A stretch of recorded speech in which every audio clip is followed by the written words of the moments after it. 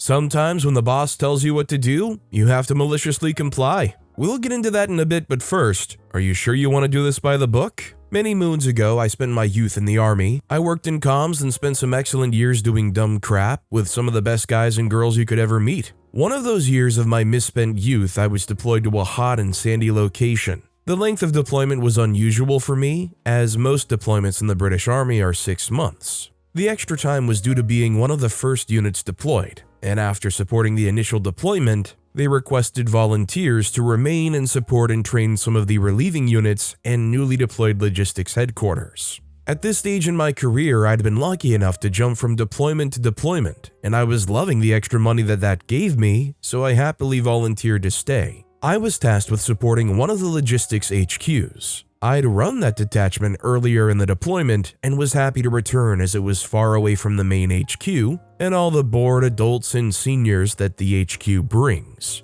Think sweeping the desert, that kind of thing.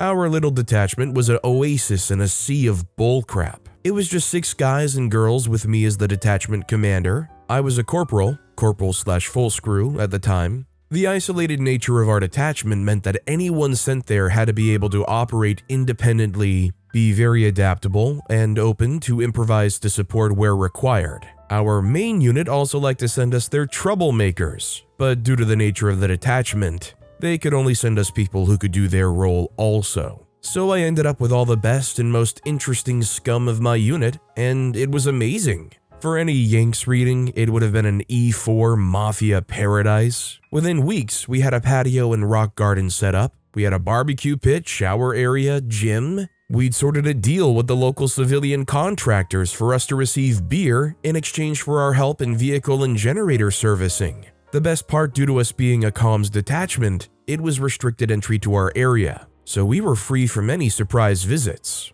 Now that I've set out the backstory, I'll get on to the malicious compliance. The HQ we were supporting was regularly rotating its senior non-commissioned officers and officers from the deployment. They would do the minimum time to qualify for a medal, and then they'd get replaced with someone new. It was a crappy practice that eventually got shut down, but not till much later deployments. We were fairly used to this by now, and the only overhead we had was creating new accounts for the seniors, the guys who actually did the work. My peer group in the HQ stayed the same mostly. This latest rotation saw the old regimental quartermaster sergeant being replaced by a newly promoted RQMS. This new guy was a jerk, full of his own self-importance, hated that we had a little island of bullcrap free tranquility within his eyesight. I'd see him pacing outside our fence line when he first arrived, unable to comprehend that he wasn't allowed to just walk in. By this point, I'd been in this location for about 6 months, and I was thoroughly past the point of giving any freaks. The RQMS hated that he had to deal with me, a lowly full screw as OC of the detachment, and myself and crew of reprobates was out of his chain of command. One day, he absolutely lost his crap because we were barbecuing half a goat and had invited a few of his guys to join us after work for some beers and delicious goat wraps. By this stage, we'd used Hessian to fence off our barbecue and bar area so that we could obscure it from prying eyes. He went off to get some of his unit's regimental police, RPs, these are not real military police, just jobsworths with no real job in a unit, to come and shut us down. I told them to jog on, they weren't getting in my detachment and I don't care who sent them. Apparently the next day he was apoplectic. The guys who worked with him warned us he was determined to bring my detachment to heel. His solution was removing our welfare package that we were issued through his department as a favor from his guys for some services that we were providing. It consisted of a small fridge, TV, and British Forces Broadcasting Service TV decoder, BFBS box. The conversation went roughly as thus. RQMS said, "Corporal OP, it appears that there's been a paperwork error and you've been given one of my welfare packages by mistake." I said, "Okay, sir. I'd be happy to fill that in. Shall I drop by your office?" They say, "You can drop by my office and bring the package. But you won't be filling in any paperwork, Corporal. You may have wrangled the last RQ, but as far as I'm concerned, you lot can do one if you think you're getting that welfare package back off me. And if there's anything else that I can find that isn't 100% correct paperwork-wise, then I will be shutting that right down." You may not be mine, and I may not be able to enter your little compound, but I'm going to have you, son. Every resub demand, every transport request better be completed correctly. I'm going to make your lives heck with paperwork and admin. Cue malicious compliance. I say, I'm sorry to hear that, sir. I'm sorry you feel the service that we provide isn't good enough. The old RQMS was very happy with services that he was getting from us and sent over the spare welfare package as a thank you. Are you sure that it's paperwork that's the issue here? Are you not happy with phones and the internet? RQMS replied, Corporal, I have not complaints regarding the comms. You just need to complete the correct paperwork and have it authorized by me. At this point, it's clear that he's never going to authorize the return of the welfare package and is very smug about it. I reply, okay, sir, you're of course correct. Paperwork is essential. They ask, are you giving me attitude, Corporal? I said, not at all, sir, just agreeing with you. To be clear, you are happy with everything else we provide to the HQ. You just want me to complete the correct paperwork. RQMS replied, that's correct, Corporal. I say, no problem, sir. Happy to oblige. I delivered the welfare package back to his stores. His guys were very apologetic. I told them not to worry. You see, the welfare package was a thank you for all the extra phone lines and terminals that we'd provided for the previous RQMSs. These expanded his and his unit's working capacity. Most importantly, I'd run phone line to the sleeping areas so that him and his lads could call home without using their limited welfare phone cards. I'd also laid some precious unfiltered internet lines too. Internet to deployed units is very rare, and unfiltered internet is almost unheard of for British units. What I was providing was immense value to lonely squatties, and it was also without paperwork. When I got back to my detachment, I flicked a couple of switches, turning off all the paperwork-less connections. I waited for the inevitable. It didn't take long. The first visitor was one of the privates letting us know that he'd been cut off mid-call back home. I apologized and explained what was going on with the RQMS. He understood, not happy about it, but understood. He went off muttering about throbbers who can't leave well enough alone. The next was one of the RQMS's full screws, who I have a lot of time for. She came around and asked what was going on with the comms. She was in the office when I had the conversation with the RQMS earlier. We had a bit of a chat about what a belter he is, and then she asked what was going on. I explained that as per the RQMS's request, we are following his example and doing things by the book.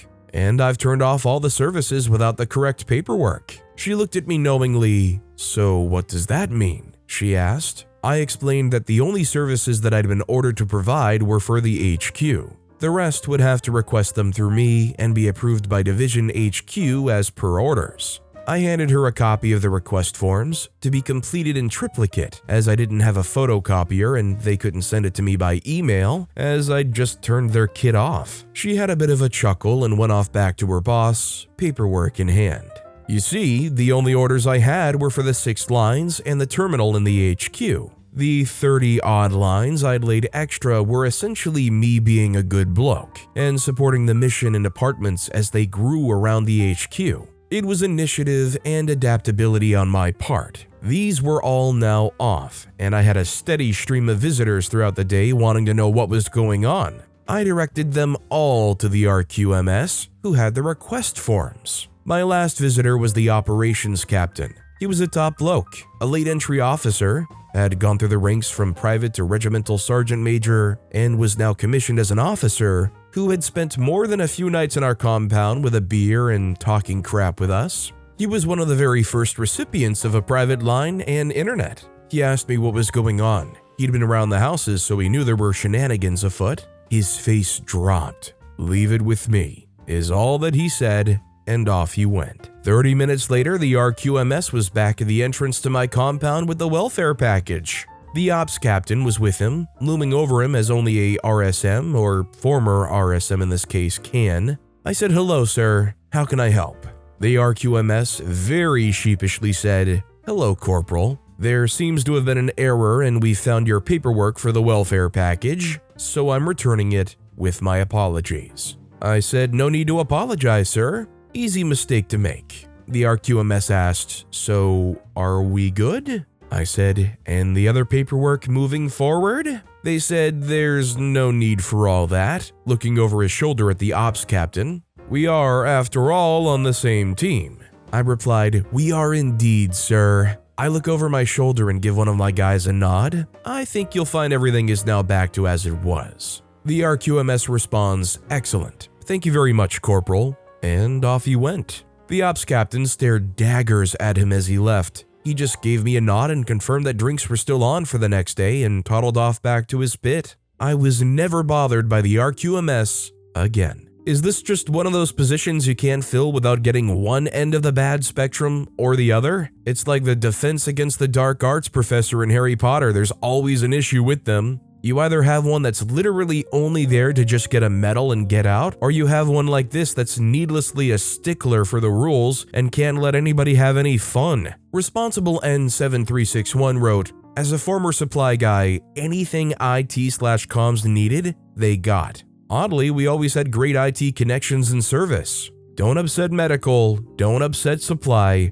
don't upset comms and IT. Our next story is, sure, we can follow the contract. I work as an account manager for a food distribution company. I have an NDA, so I can't disclose the type of materials or type of project, so that will be relatively vague, but the story is still good. Okay, so we work with a chain account and service all of their locations in our state. This is a relatively small but global chain that is historically very challenging to work with. Management is aggressive, pushy, just not nice. Our company is a tiny family-owned and operated company full of nice goofballs. We don't take things too seriously, provide great service, and put up with honestly way too much from them. We're their contracted distributor. There are a few items in the contract that no one follows and hasn't followed for years. One of those being monthly pricing audits. No one from their corporate had ever asked for it, but we never brought it up because our pricing is not always consistent with the contracted price we're supposed to charge the locations.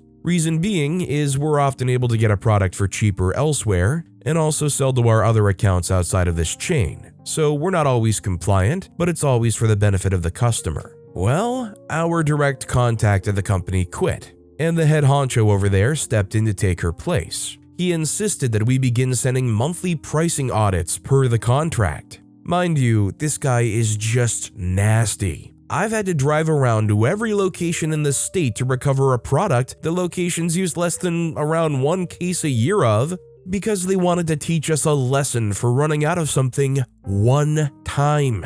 They assign us complaint forms that I have to go into their site and resolve the complaint. It's usually about something stupid. For example, you said that you were going to receive a product on this day, but you didn't tell us if you got it yet. Please write out your 5-step action plan and solution to being better partners to us. Ugh. So anyways, we dragged out the audits for a while, but were unable to avoid it. So we brought up another item in the contract that had been neglected in attempts to be like, if you're going to enforce this, we're going to enforce the whole contract. It stated that if we were carrying an item for this account that moved less than X number of cases a week, that we would be able to charge a storage fee per month that it sat in our warehouse. They said yes, we need to be following the contract 100%. Well, we found that almost 90% of the products did not move X number of cases a week and were eligible for a storage fee to be added on. The language stated that we were also to backcharge for the months that it sat in the warehouse that we did not charge storage, which meant that there were items that had a price increase of around $30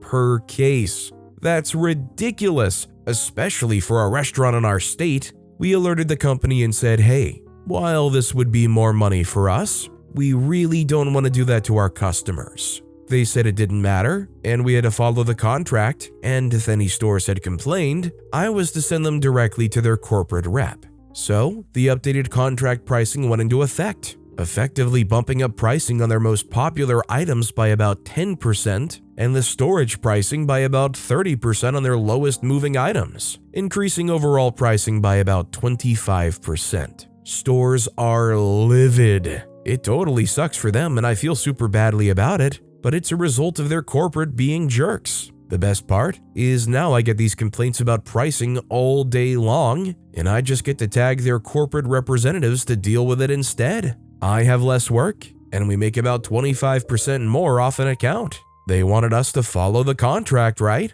So overall, I just feel bad for the customer at the end that is going to be affected from these price increases. But the one thing that makes me happy about hearing the outcome and the fallout of this story is just the point where they say, please write out your 5-step action plan and solution to being better partners to us. What kind of third-grade hand-holding bull is that? Digital Noise wrote, do you ask the corporate team for a 5-step action plan and how they'll be better partners in the future? I would. Our next story is, you want me to do what I'm told because you are the boss? Okay. I'd been reminded of this incident recently when I happened to run into one of my former bosses, and this is a story of malicious compliance. Many times I'd mentioned during other conversations with them that I'd previously come from the private sector and was not used to how things were run, even after several years, in local government. And definitely that those ways would never ever fly in private sector, especially when it came to money. I'd been tasked with being the liaison for returning money and personal property to people that were either the victims or the perpetrators. Laws didn't allow us to know which category individuals fell under, but if a judge said, give their property back to them, that's what I did, with the correct paperwork, period. Of course, there were procedures. Proper paperwork had to be filled out, and a valid/current state identification or driver's license, a court order, and an evidence voucher was needed. Everything had to match on all the paperwork. Their full name, address, city and state, and a property receipt from the police department. If they came to me with a receipt that said John Q. Doe, then their identification had to say the same. Not Jack Doe, not JQ Doe.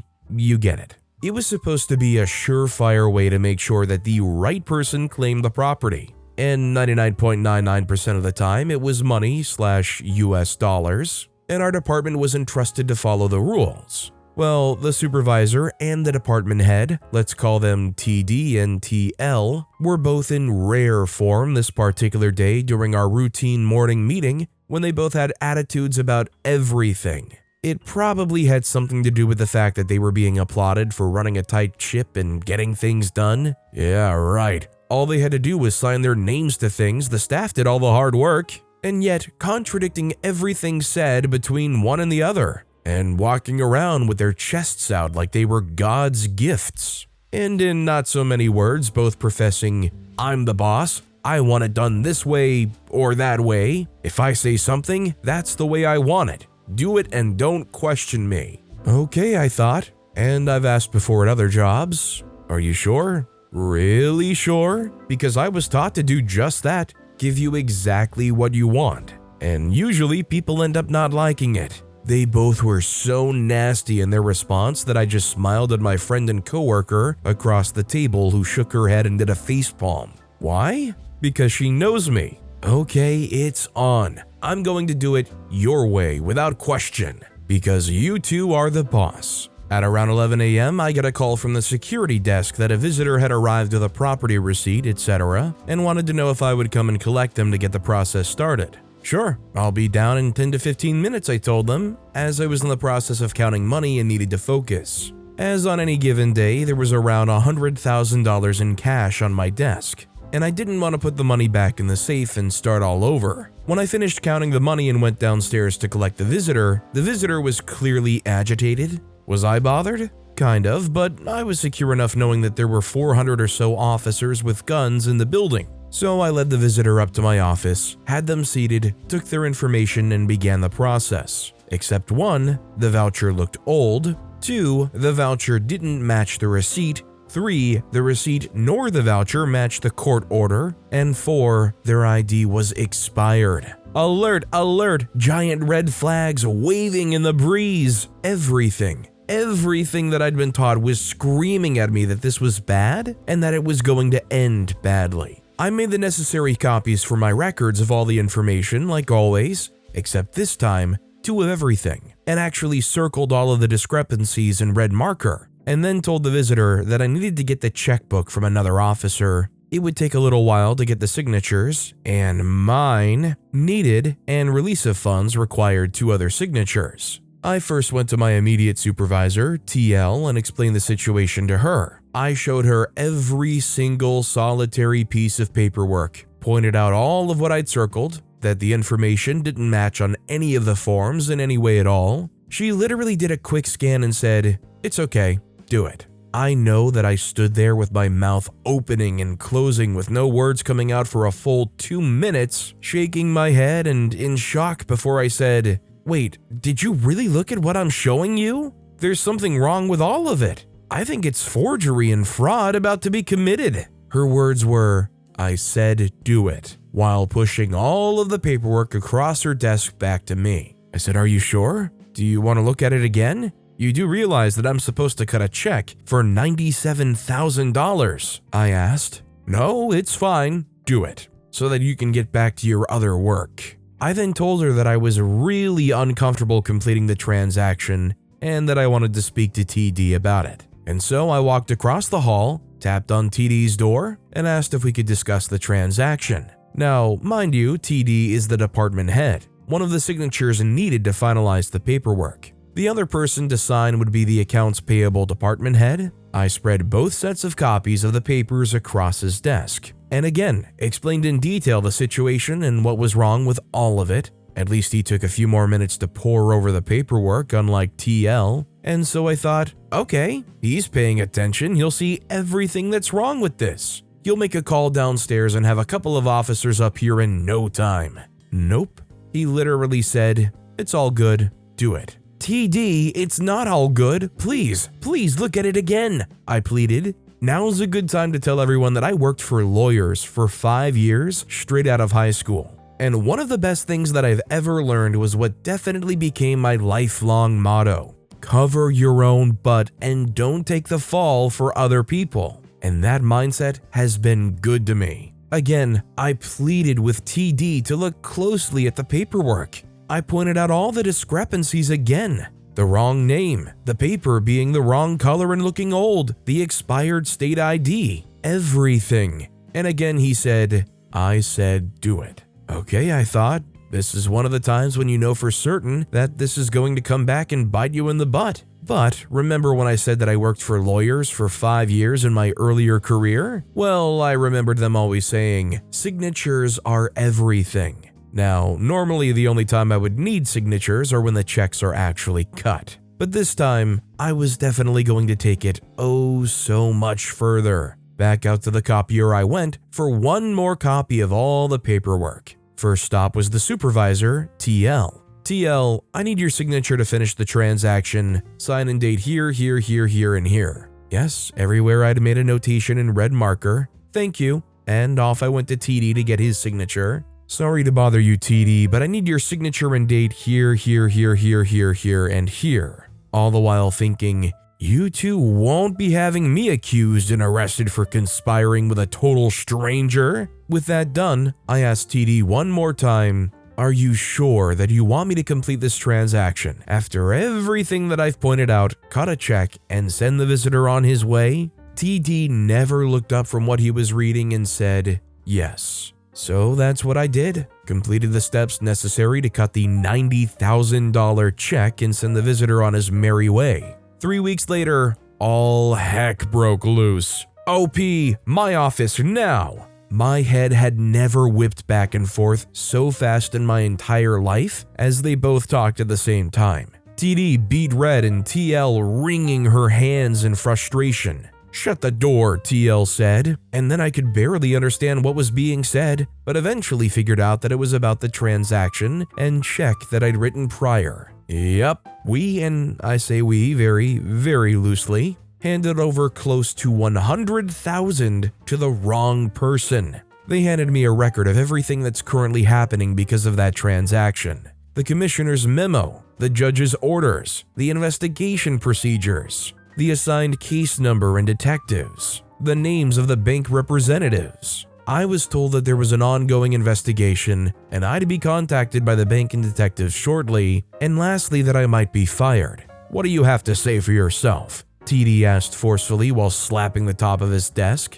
to which I replied, "I did what I was supposed to do. I did what I was told to do." "Don't you remember signing off on it all?" I said matter-of-factly. They both spluttered something to the effect of, "I would never. I have an MBA and I've been doing this for 30 years. No, this is your mistake. This is not going to end well for you," etc. I almost burst out laughing because it very much sounded like the teacher from the Charlie Brown cartoons. You know, wah, wah, wah, wah, wah. But I was in no way worried. I calmly got up out of the chair that I'd been perched on the edge of, excused myself, walked to my office, picked up my purse and got my desk key out, opened the drawer and pulled out the folder that I'd made of that one particular transaction. I had purposely kept it separate from the other copies, just in case those papers somehow magically disappeared, since TL was commonly and routinely famous for going through our desks. I walked back to TD's office and sat the folder on his desk in front of him and waited.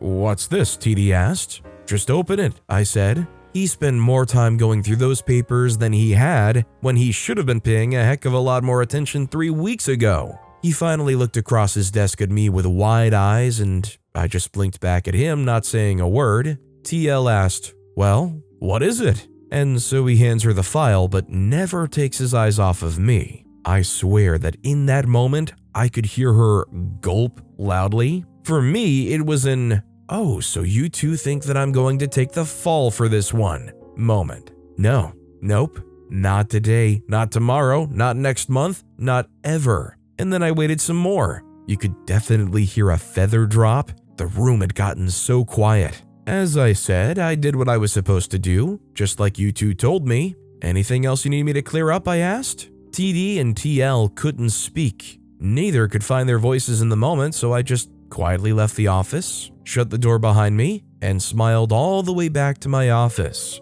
What happened with the ongoing investigation, I'll never know. The subject was never brought up again. Heck, I did just what they both told me to do. They're the bosses, right? So am I to assume that nothing actually happened to TD and TL since there was no, fallout described? Like OP didn't say, well, they didn't show up to work anymore, or they were replaced by somebody else, or somebody got a promotion or something. Also, I'm wondering, did OP leave their copy with them, or did they have even more copies? Because in a situation like that, if they feel like their career might be over this kind of thing, I would sure hope you have more than one copy if you left that with them. Flyrun wrote, quoting, "Pulled out the folder that I'd made of that one particular transaction. I had purposely kept it separated from the other copies, just in case those papers somehow magically disappeared. So what happened to that folder you presented? TD and TL could have easily have taken it from you right then, or did you keep a copy to cover your butt and hand it over to the bank and/or detectives?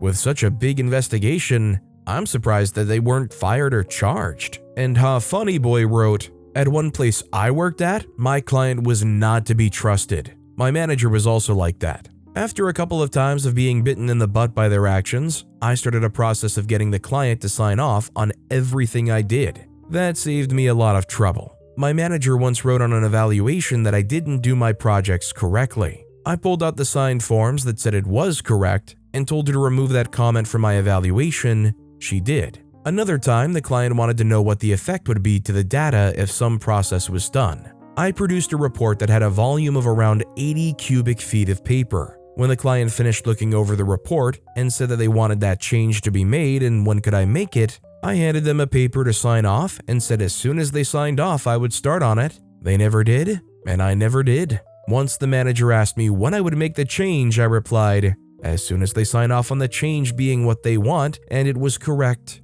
I can start. I never did the project. But with that being said, that's all the time we have for today. Now, if you want to hear another awesome malicious compliance story, check out that video on the left. Or if you missed my latest video, check out that video on the right. That said, I'll see you all next time with some more stories.